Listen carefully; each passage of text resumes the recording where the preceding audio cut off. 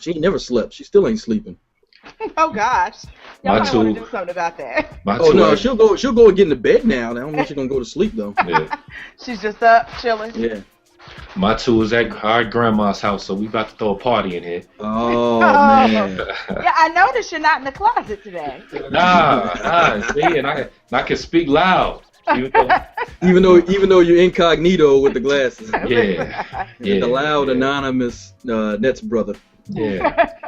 FYI, before we get started, me and my wife, we had some quality time last night and went out to see the Best Man Holiday. Oh, that's the joint. I really don't feel so. So I just want to let you know that. I would have rather gone to see Hunger Games last night, but so this is blasphemy, like me trying to talk about boxing. What are you talking about, man? Oh my God! Yeah, Tory said he didn't like the Best Man Holiday. Tory said he wasn't feeling the Best Man. I haven't seen it yet, so yeah, I'm not gonna get I got no comment. I haven't seen it yet either, so don't spoil it. I'm hoping to go see it tomorrow.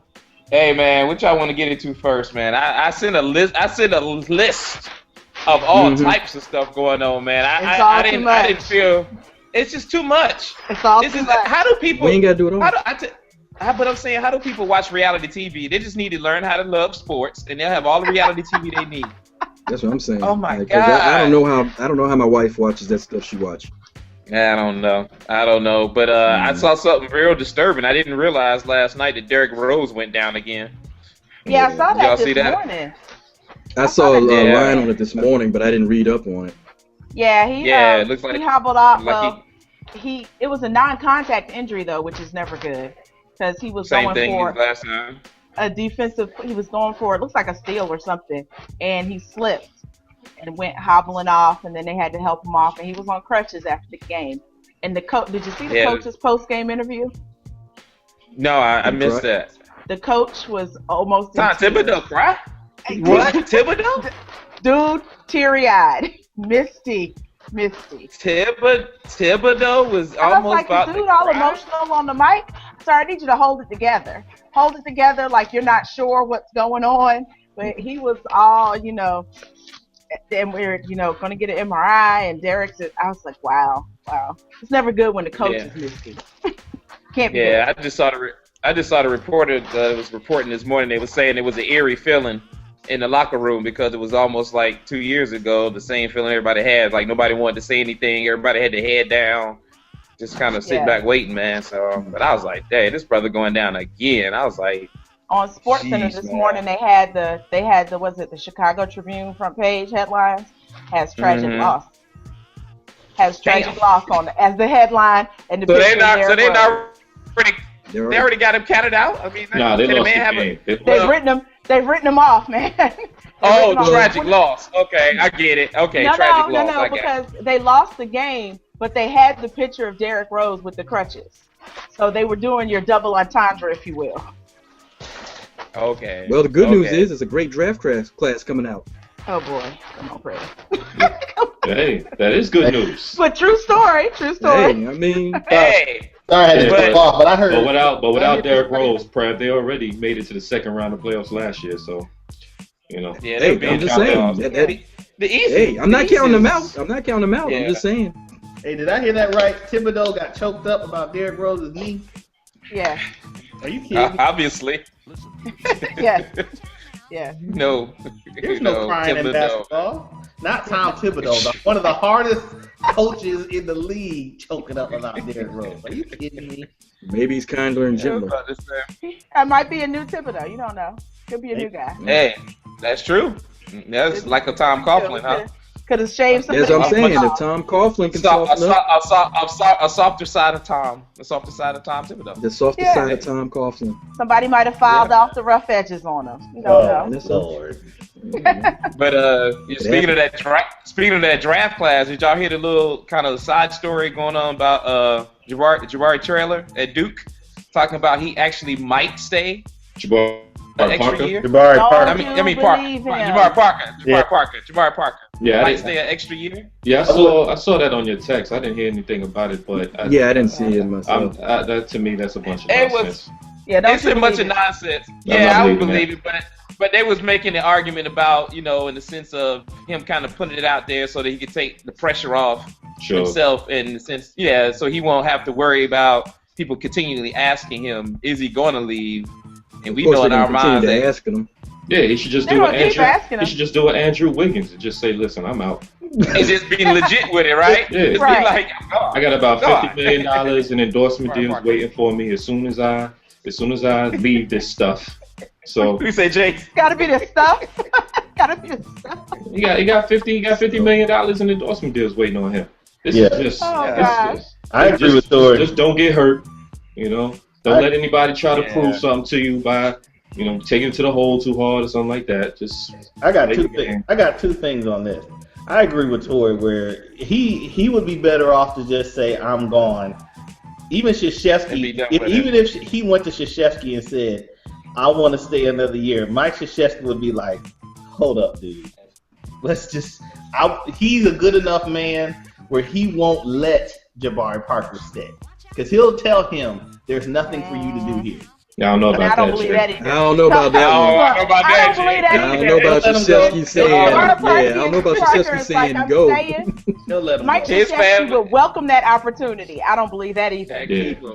I was about to Mike say, Krzyzewski will empty out a room in his house if Jabari Parker says I'm staying another year. Which you can house? Hang with me. Which exactly. House? No, he'll empty out a house for him. For him. That's what I'm about to say. Yeah. Well, you take this one. That may be true, but the number two thing I was thinking about was they're supposed to have 3 other cats coming to Duke in the next class. They got. I think they're hovering on the number one recruiting class right now. Right, and I'm sitting here thinking to myself, North Carolina, where are you? 2, 3, at least 3 of us in here are UNC fans. Are we even thinking about UNC Duke game like it's going to be worth anything? It'll always be worth something because they'll get up for the game. UNC's got talent. They got talent, but as far as it's just like anything else. Just like last year, Kentucky had talent, and they just didn't mesh together. Roy Williams got to get them to mesh together. Losing to Belmont might be a good thing for them because they probably get their act together sooner or later. But Duke and Carolina is always going to be a dogfight, man. It's always going to be one of those type of games, man. I hope so. I hope you're right. To switch it up over to baseball, what do we think about this A-Rod stuff? A-Rod said they crushed it. Tory, A-Rod said he crushed it. I'm on A-Rod side, man. I'm on A-Rod side. I'm rolling with A-Rod. Tory, you represent New York. Tory, I'm rolling with A-Rod, baby. Roll away. Yeah. I haven't had an opportunity to talk to my New York people when it comes to this whole A-Rod situation yet and get the feel for what's going on. But I got to just speaking for myself. A-Rod's a clown. He just no! Come on, man! Not A-Rod. Come on, man! He's running for mayor of NYC. But he missed his shot. To try to bring your daughter into this situation. Talk about I gotta explain to my daughter. To my daughter. You're just digging yourself a bigger hole. They raked him over the coals. They embarrassed him in front of his family. Y'all three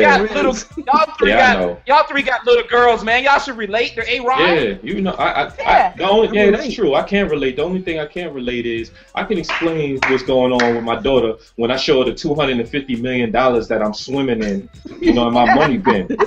All right. When I just make it rain with $1 million and say, "Here, sweetie, there goes your college. Okay, there goes your car. All right, there goes whatever you want your own loft in New York City overlooking Central Park. There you go. Here, I make this rain for $2 million. That's right. Come on, man. I'm not feeling it. And Pete,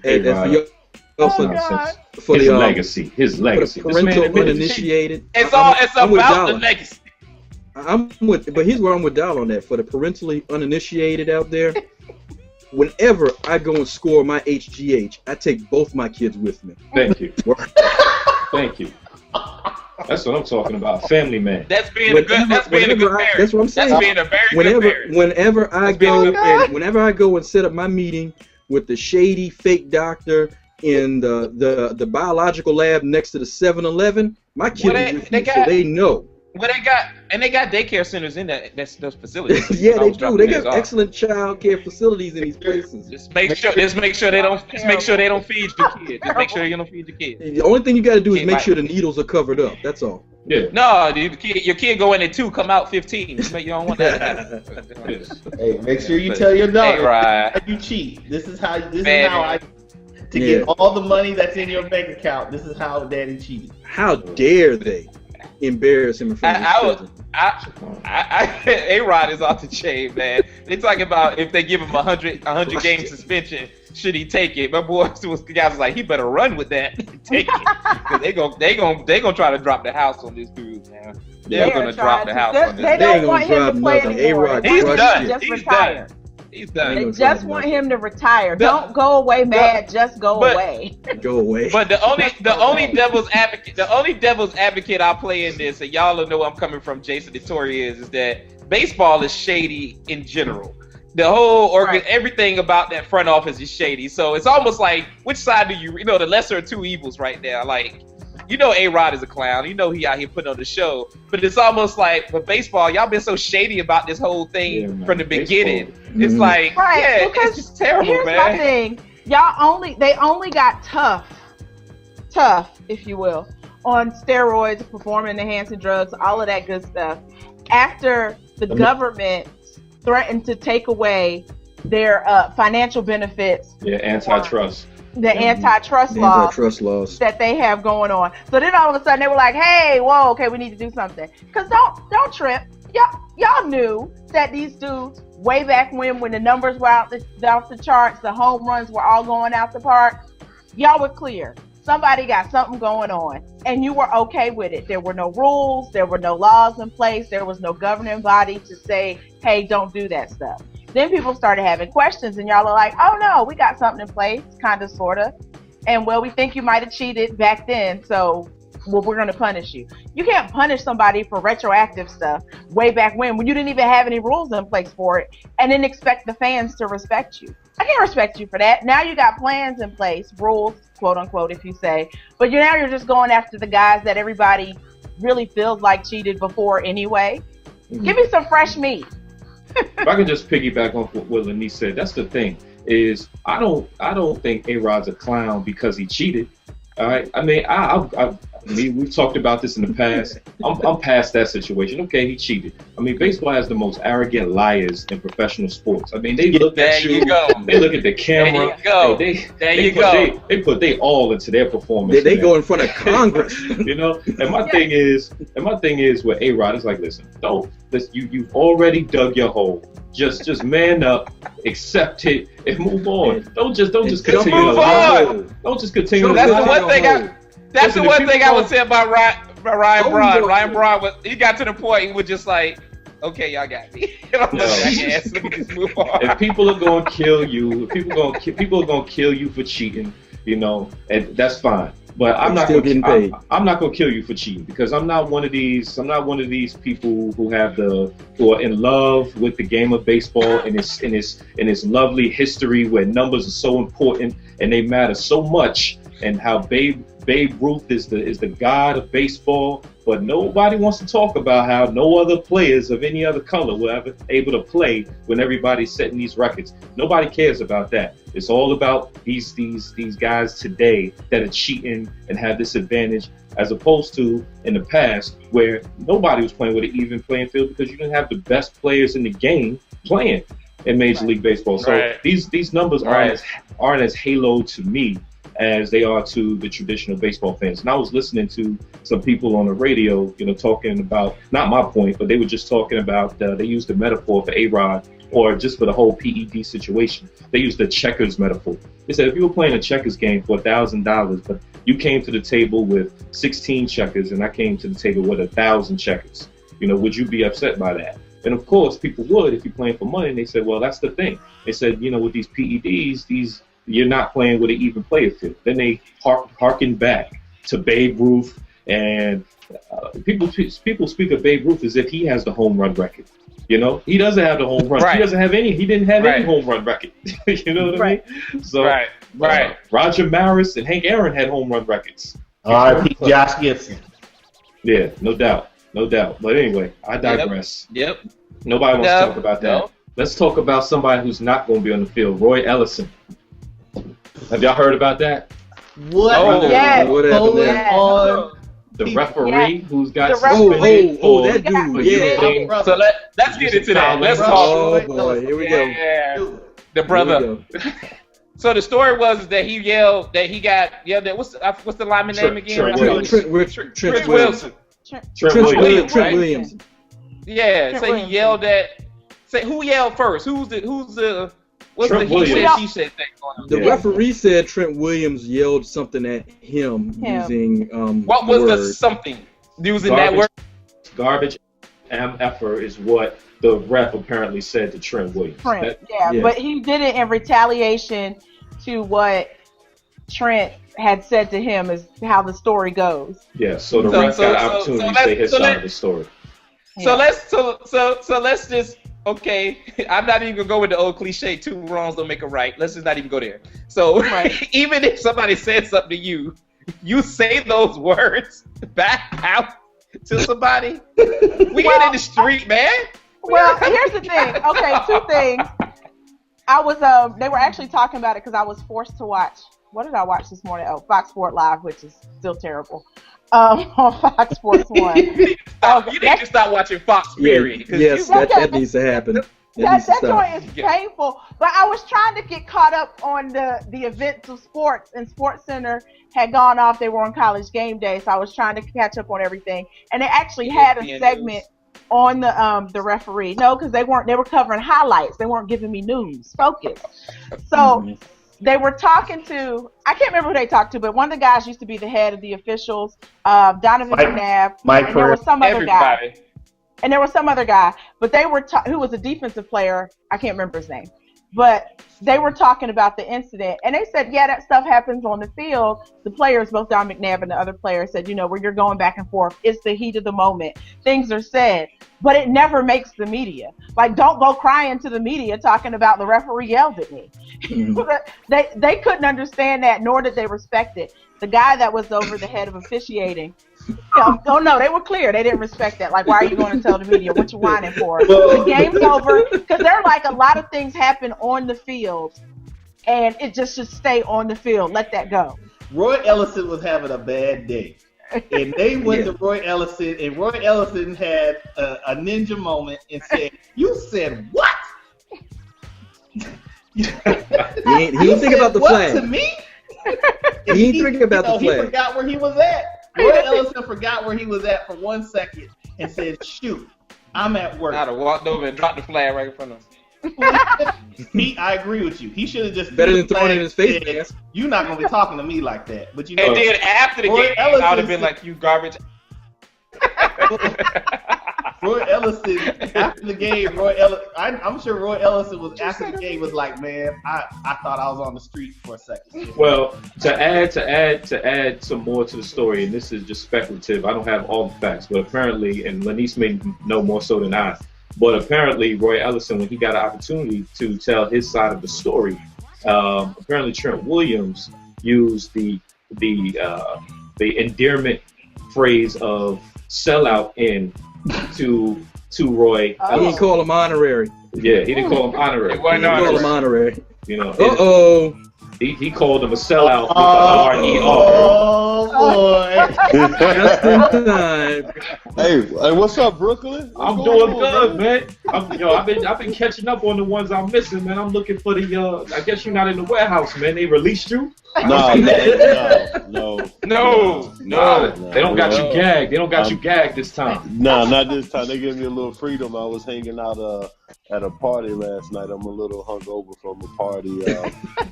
Was catered by excuses and no doubt. Want to. So that's a good.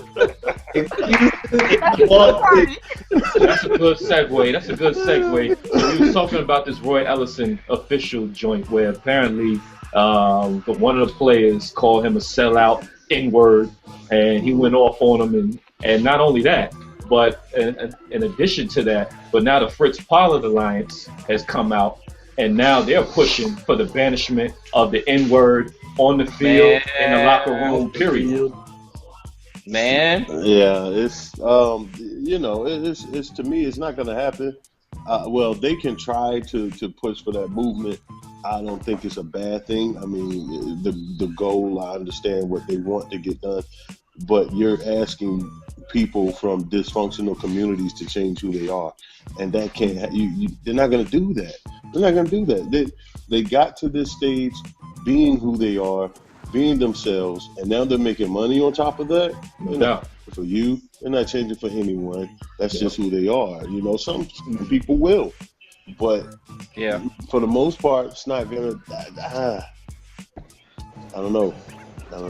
Yeah. I think the biggest thing about it is everybody's got a different reaction to that word or to certain words that get said, you know, in urban communities or whatever, how you want to call it. Regardless of how you feel, whether we should be using those words or not, you still have a choice to react a certain way. And that's what I tell somebody. You still have a choice.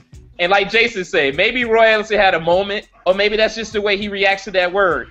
But when you have a job like you have, being a referee, where you're supposed to be a representation of order and rules, you know what I'm saying? And you have a reaction like that, your credibility goes out in one shot. You know what I'm saying? Regardless of what kind of cat he really is. You know what I mean? So hey, Pete, I don't think let me add on that. Yeah. Hey Pete, let me add on that. You gotta keep this in mind too with these NFL refs. The pro leagues. Remember, these dudes are the only ones that's part time. And the referee pool, in the NFL is not made up of, you know, when they get back on the plane and go home, they don't report in to their job as the high school janitors. These dudes, you know, are mostly professionals. They're mostly fairly accomplished. They've done things in their life. This is their other job. They are not getting paid what the NFL, the MLB guys are getting paid. Certainly not. They're not getting paid what the NBA refs are getting paid. And, you know, it's one thing to go out there every day knowing that these dudes is going to scream at you, the coach is going to scream at you. But I guess my man might have reached that point where was like, hey, why am I taking this from you? What did he actually say to the man is what my point is. I mean, like, did he call it? Because from what I understand, the player Trent was going back and forth with another player, and they were using it and saying it. So how did ref come into it? Like, I don't understand that. I don't know. He might have been tried to been the wise man within this situation to interject and say, yo, y'all need to calm down with all this usage of the N-word. And then they probably looked at him and said, because you know, like you said, D, from these dysfunctional neighborhoods, people fight over the N-word like it's rent money. Yo, you ain't gonna take my N-word. I don't care what you look like. White or black. You're not taking the N-word from me. It's mine. That's true. Not taking my N-word. You ain't taking my N-word. That's my power. I never thought about it like that. Yeah, that's true, man. Who are you? Nah, you ain't gonna be no sellout. Take away from my N-word. Nah, it's not happening. Cornball, brother. So there's two subject matters here. One is Prev talking about exactly about the position of the referee and what is their position in terms of them being able to reciprocate what's happening on the field to the players. Is there a place for that? And then the second issue is, you know, what D was bringing up and what Pete was talking about with regards to what they were saying on First Take, is that the issue of the N-word in a quote-unquote corporation or workplace. I mean, the NFL field, no matter what all these players are saying, and they have a different perspective on things. There's the business owners, and then there's the personnel. And yeah, if I allow the personnel to do what they want on the job, then as an overall product, it can go up or down based upon, you know, we've all heard, do we let the inmates run the asylum, even though these are well paid. I don't like using inmates with regards to African Americans, given where we are in terms of the system. But anyway, the point being is that there are bigger issues in these dysfunctional communities, like Dee said, than the N-word. You know, so there's a lot of discussion happening about this. But I do think it's a good discussion because it brings upon a higher question on if the NFL does come in and say, all right, I find it's almost like federal versus state, right? It's like with the Riley Cooper situation, the Eagles were able to police that on their own. Okay. However, with this Miami situation, the NFL is policing it, not Miami internal. Yeah, So it's like, what's the comparison? These things are handled. I mean, how is that handled? If you saw with the NBA, Matt Barnes used the N-word. The NBA handled it. The team handled it. I can't answer that. I probably can't answer that right now, but I just want to say this, and you pointed something out in what you were asking about how the NFL wants to bring order and try to bring things under control. You know, the inmates running this out. Let me be clear. Let's not forget that this is the workplace. That's what you said. Make it a functional environment, you know, a workplace environment. Okay. Let me ask you this. What job can you go out, get arrested for a DUI, and still be able to come in to work the next day? Yeah. Right. Absolutely. 2 days from that.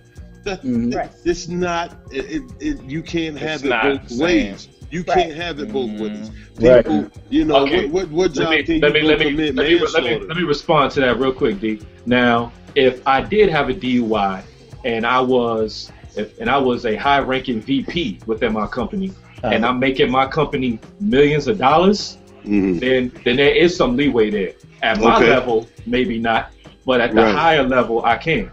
Right. So I would respond to it that way. Well, I mean, but if you're trying to make it a place of a workplace like most other workplaces in the country, these people don't put up. If that's where you're headed, right? If that's where you're really trying to head, then there's a lot. Yeah, I see where you're going with this, D. You're gonna have to take it on full. You're gonna have to take on all of it. Yeah. You know, that Dante Stallworth shouldn't be running down deep balls after he committed manslaughter. He's a convicted felon. So I don't understand how you want to police the N-word and try to make it a place of a work environment that's safe and professional. Yeah.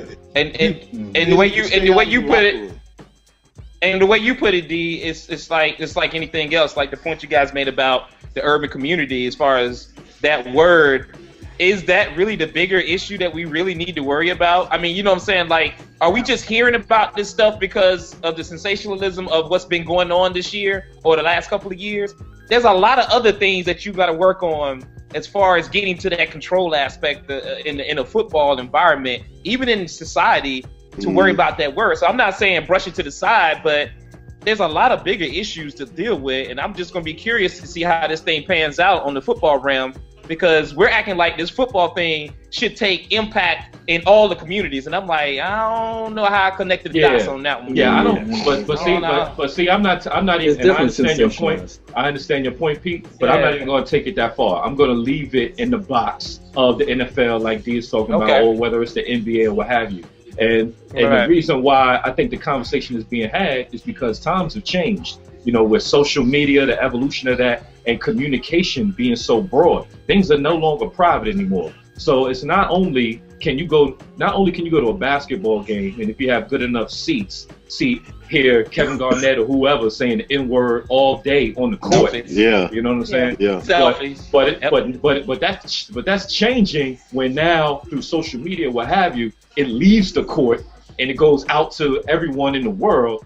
And then it's a Matt Barnes, and then it's a Matt Barnes brand. And then Matt Barnes has a moment, and then it's like boom, all over Twitter. Then it goes out to public consumption, which gets fed into politics, which gets fed into what have you. It goes beyond, and now it becomes a branded issue of like, okay, NBA, NFL, what does your brand say about this situation? We live in an everyday society where this rule is there's an understood rule, just like they are in baseball, as they say. There is an understood rule that you just don't even go there by specific any group outside of the people that were called that name.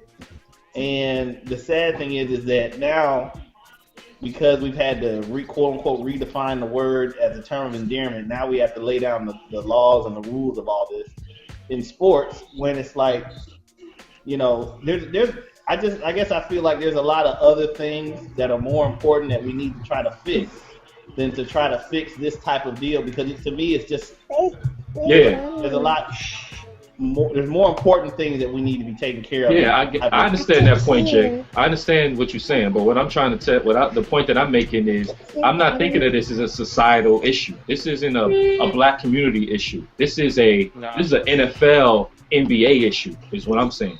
Is they have to handle it as an issue. David Stern or the commissioner of NFL, they can't stand up, and they're not going to stand up and make a decision about the black community. They make a decision about the NFL and the NBA because they got sponsors, you know. Right.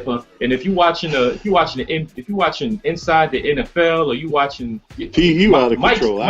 Mike's is all on the field. Yeah, you know? Right. So what happens? What happens during a live game where once somebody runs up into the camera and says, "Yeah," you know what I'm saying? Well, we won the Super Bowl. It's happened. Okay? It's happened. You can't just sweep it under the rug and say that's a black person said it, so it's okay. But that's why. But no. That's why they got the lay down on the NBA games, because you just kept hearing, you know what I'm saying? Get that out of here. Get that out of here. I'm like, what the? Whoa, wait a minute. That's a foul.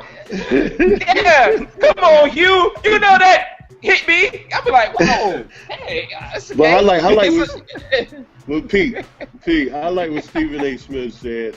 He's like, you can't tell us how to police that for ourselves. I got you. That's a whole deal. And Tory, I get it. They have to address that because that's their brand. The NBA, the NFL, they got to stand up for it. You know, or they can't, you know, I understand that. But, you know, I like what Stephen A. Smith said, is like, you can't tell us about how to police that, especially since you were the ones who inflicted it anyway, who started it anyway. Right. But my thing is, I'm still trying to figure out how the NFL is supposed to have balance in a professional workplace when you have convicted felons running deep routes. That's a good point. You can't have it both ways. Yeah, you can't. I agree with that. And speaking of convicted, and he's not convicted yet, but you know where I'm going, Lonice. And I'll let you run with this one. I mean, shit, this whole Jameis and Winston thing took a turn for the worse in some cases, or it could be just more. It's speculation. But I'm in the middle, man. I don't know what to say now at this point. I got no comment on that because I want to support the brother, and I want the brother to be innocent. I really, really want this brother to be innocent. I pray that whatever it is, yes, Jameis. Okay, man, I want him to be innocent. But at the same time, man, I'll just leave it open for y'all, man. I'm scared for this brother, man. I'm scared for this brother right now. I'm with Prev. I have no comment. To me, it's just a situation where all of these lawyers are just playing their games on what they want to leak to the media, and it's a shame because, you know, all of this is going to be played out in the court of public opinion, no matter what the outcome of this is. In a week, if the DA finds that they don't have enough evidence to file any charges against this man, it's still going to be a mark on him of did he get away with something, the rest of his life. Or was there pressure involved? You know, was there some type of compensation provided? You know what I'm saying? I mean, it's a shame on both sides. On both sides. Yeah, I mean, like, she went to school in Tallahassee, as y'all know. She went to FAM, and her friends, they stayed on campus over the summers and stuff, and and of course during the year, and something that they brought up when I told them the situation is that she was like, you know what, this is just one of the ones that got out. This is stuff that goes on all the time that they try to hide from Florida State on stuff. I mean, we all know Bobby Bowden was there for years, and I think we could all probably agree that some of this happened and we don't even know about it. But the sad thing is that I guess I agree. The sad thing is that now they're trying to come out and say that it was consensual. I mean, Which it may possibly, it probably could, would have. There's nothing that says it's not. There's nothing there. There's nothing that says it's not. Well, I'm just saying that. I'm just saying that the way this thing is coming out, the leaking of the media is painting a more darker picture than lighter picture. And I think, like you said, it'll play itself out. But it's also putting pressure on, should he play the Heisman and all this other crap. You know what I'm saying? I'm like, man, this kid. You didn't have to do. I'm sorry, Lonice. Let me get this in real quick. Go ahead. You had all of a sudden you have DNA evidence after you've been investigating. To me, DNA evidence is something that there has been enough crimes of this nature that you would have gotten DNA evidence to me a long time ago when this was first going on. How come we have DNA evidence now? I mean, granted, I can't answer that question. That question's not going to come out for a while, but all the timing of it is so bad. Yeah. That. Yep. Well, see, that's my thing. The timing of it it's bad, but I don't know if there's ever a good time to be charged or allegations of rape for it to come out. I'm not sure there's a good time for that. But it happened in December of 2012. Right. It's been almost a year. Almost a year. And it was investigated. They say that it was put down. They said there was nothing there. It was done. We're good. We're moving on. And now it's resurfaced, and it resurfaced because a media outlet requested the information. It didn't resurface because the girl was like, nothing's being done in the girl's family. A media outlet heard something about it, and they requested the information, and so now it's in the public, and now I feel like the state prosecutor feels like, okay, we're going to have to take another look at this and do more. I'm not saying that nothing happened. I don't know if it did or if it didn't. I'm on the fence about it all. I hope that nothing happened, that it wasn't consensual, because I like him. I want him not to be guilty of it. Okay. It's unfortunate that whether he gets convicted, goes to trial, is accused, or whatever, this is going to stick with him for the rest of his life. Yeah. And what's frustrating to me is that continually we see another issue, just a bigger issue, of these young athletes, mainly African American athletes, that no one is giving them guidance when they get to these big schools of how to keep yourself out of these situations. Here's what I'm saying. They're going to go out.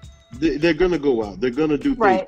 We had, it's up to the head coach. Not a guidance counselor, not a representative of the school. Right. The head coach. We had a head coach. He brought the police officers in there. We went over date rape. We went over drugs. We went over what would happen to you if you did it. It's up to the head coach to go through A to Z, what they can and can't do, all of the repercussions of what will happen to you if you choose to go this route. And if you still go that route, then you will see those repercussions happen to you. And that's the thing. So whether now I don't know. I'm not going to condemn him as my good friend Tom Jackson did in Richie Incognito. I don't know what happened because I don't know everything. This story is crazy. And Lonice, to your credit, like you said, TMZ dug it up. What kind of conspiracy can I derive from that? Did someone go to TMZ and say, hey, I want you to look into this. You know, I will give you X amount of dollars. TMZ, this is what I know about TMZ. They're waiting for the next person to hop off an airplane or one of the Kardashians or some hip hop guy. Anybody walking in the airport with a Louis bag. They're not going to be interested in a red shirt freshman from Tallahassee. So you got to be. Someone put the fire there. Well, the smoke was there. Someone lit the fire to go back in there and figure out what happened with this thing. And they wanted to revisit it for a reason.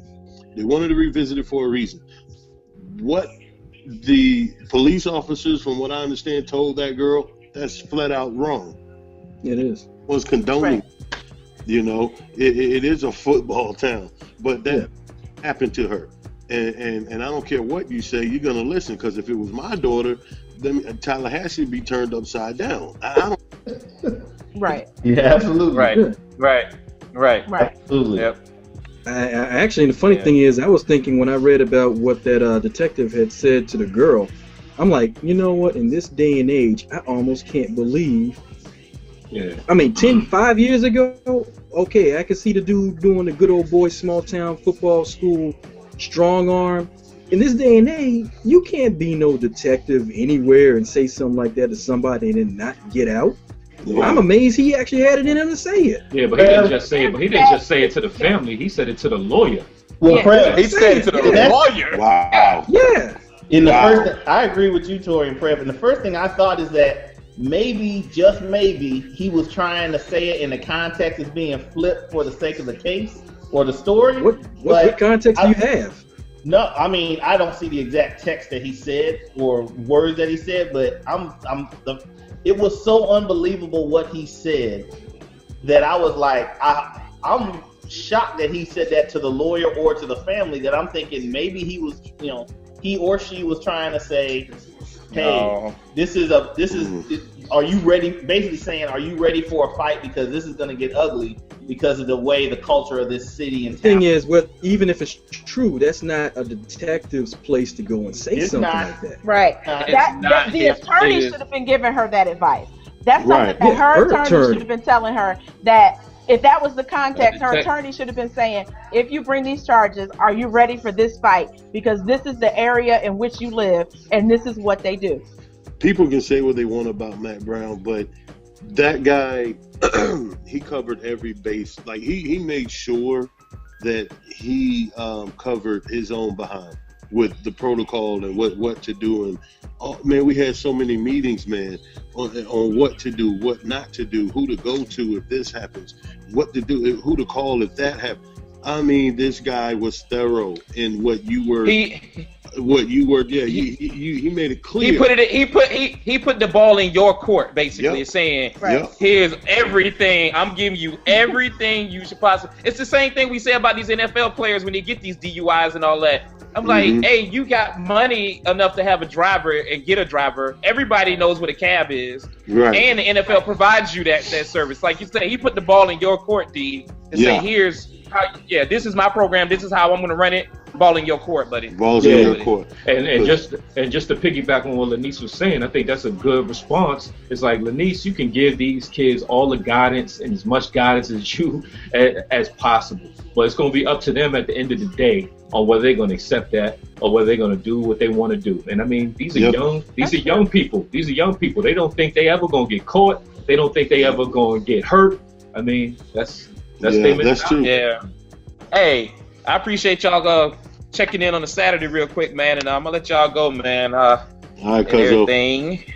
All right, D. Dolla, Lonice. Yeah, have a happy Thanksgiving. All right, Dolla, you too, man. Have a happy Thanksgiving, y'all. All right. Later on. Peace out, guys. Peace.